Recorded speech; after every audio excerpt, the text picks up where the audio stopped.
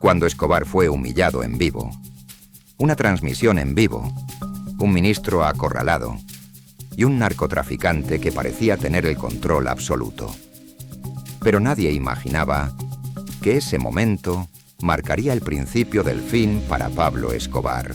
El ministro de Justicia le ha mentido al país aproximadamente 6 veces. Escobar tenía antecedentes penales en el gobierno de los Estados Unidos. Hay investigaciones en los Estados Unidos sobre actuaciones delictivas del suplente, doctor.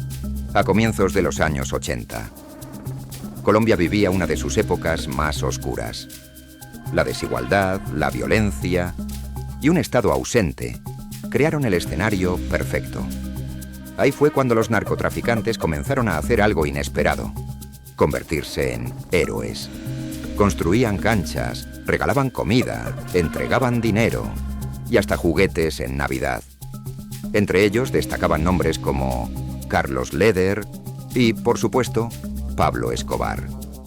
La gente comenzó a verlos como salvadores, como una especie de Robin Hood moderno. Y fue entonces cuando alguien le dijo a Escobar algo que cambiaría todo: usted puede ser presidente de este país. Ese fue el momento en el que Escobar decidió dar el siguiente paso: entrar en la política. Inspirado por figuras como Luis Carlos Galán, intentó infiltrarse en el movimiento del nuevo liberalismo. Con ayuda del político Jairo Ortega, logró acercarse al poder. Pero había un problema: su pasado. Tanto Galán como Rodrigo Lara Bonilla comenzaron a sospechar.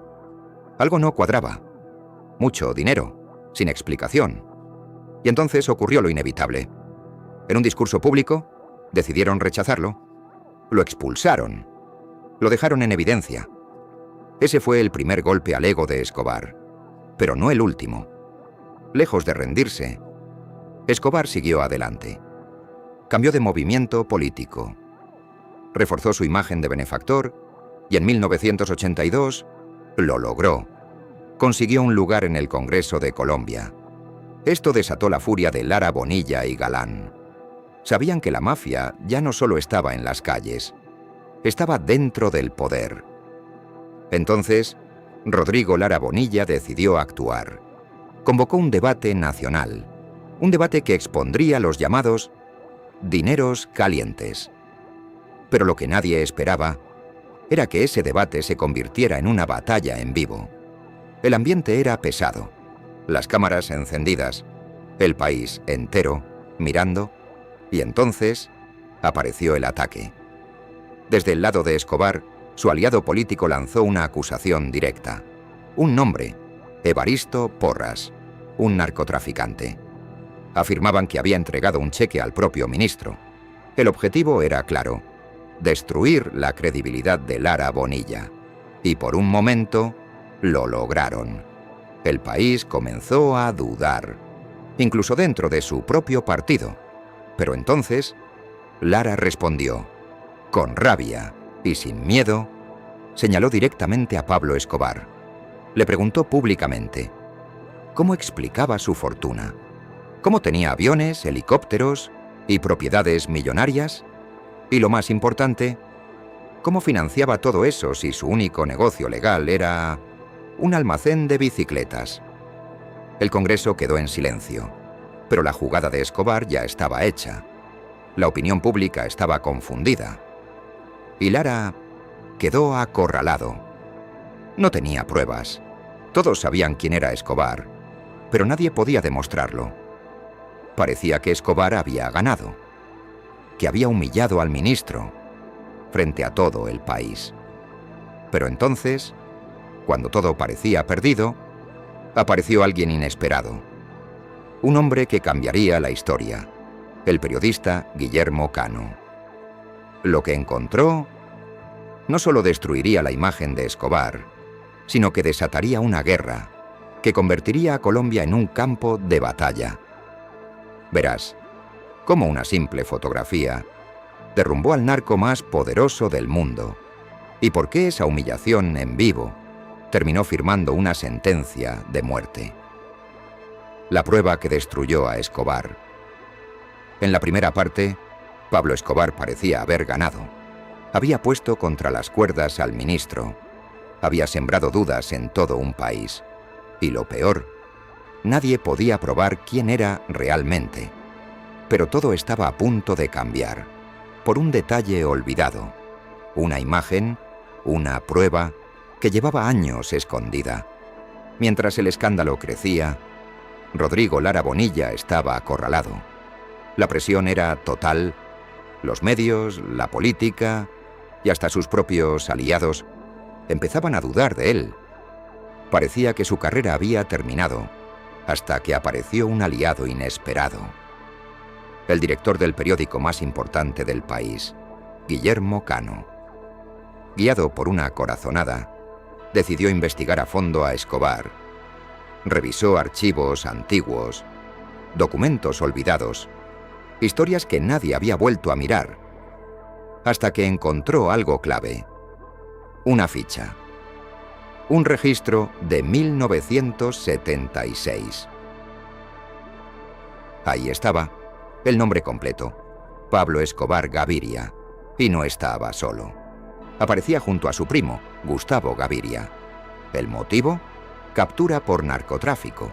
Esa imagen lo cambiaba todo, porque ahora sí había pruebas, pruebas reales, pruebas oficiales. La información fue publicada y el efecto fue inmediato. El país entero entendió la verdad. Los procesos contra Escobar se reabrieron. Estados Unidos le retiró la visa y sus propios aliados políticos lo abandonaron. Figuras como Alberto Santofimio y Jairo Ortega tuvieron que dar un paso atrás, afirmando que habían sido engañados. Escobar quedó expuesto, humillado, derrotado, al menos en la política. Y entonces tomó una decisión. Renunció, abandonó el Congreso y desapareció. Pero no para rendirse, sino para algo mucho peor: venganza. Mientras tanto, Rodrigo Lara Bonilla se convirtió en el hombre más peligroso de Colombia. Siguió investigando, siguió denunciando, y fue más allá. En 1984, la policía descubrió algo impactante: Tranquilandia, el mayor complejo de producción de droga jamás visto. Más de 500 hectáreas, pistas de aterrizaje, aviones, helicópteros y millones en mercancía lista para exportar. Pero ese hallazgo reveló algo aún más grave. La mafia no actuaba sola. Tenía conexiones con políticos, empresarios y estructuras del propio Estado. Fue ahí cuando Lara entendió la verdad. La mafia no quería destruir el poder, quería convertirse en el poder. Desde ese momento, todo cambió. Lara empezó a tener miedo. Desconfiaba de todos. Sabía demasiado, y lo dijo claramente. Lo iban a matar.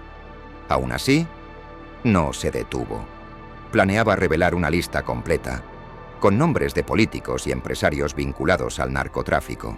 Hay investigaciones en los Estados Unidos que no puedo dar a formar aquí en esta noche en la Cámara sobre actuaciones delictivas.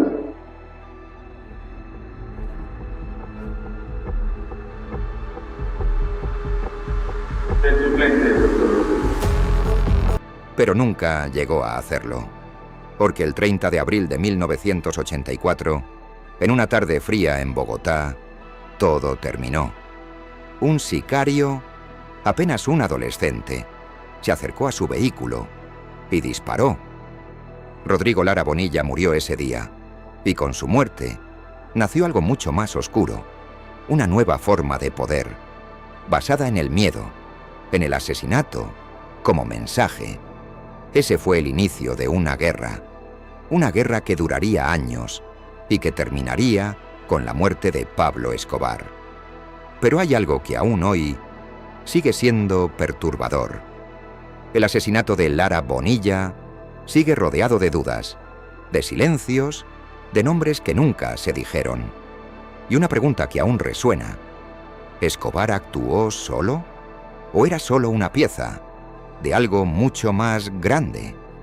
La historia de Escobar no empezó con poder. Empezó con mentiras, con manipulación y con un sistema que permitió que creciera. Pero también demuestra algo más, que incluso el hombre más poderoso puede caer por una sola prueba, una imagen, un error. Y ahora te pregunto a ti, ¿crees que Pablo Escobar cayó solo por sus errores o porque había fuerzas mucho más grandes detrás? Déjamelo en los comentarios, dale like si quieres más historias así y suscríbete porque en el próximo video te voy a mostrar algo aún más impactante. Porque la historia real siempre es más oscura que la ficción.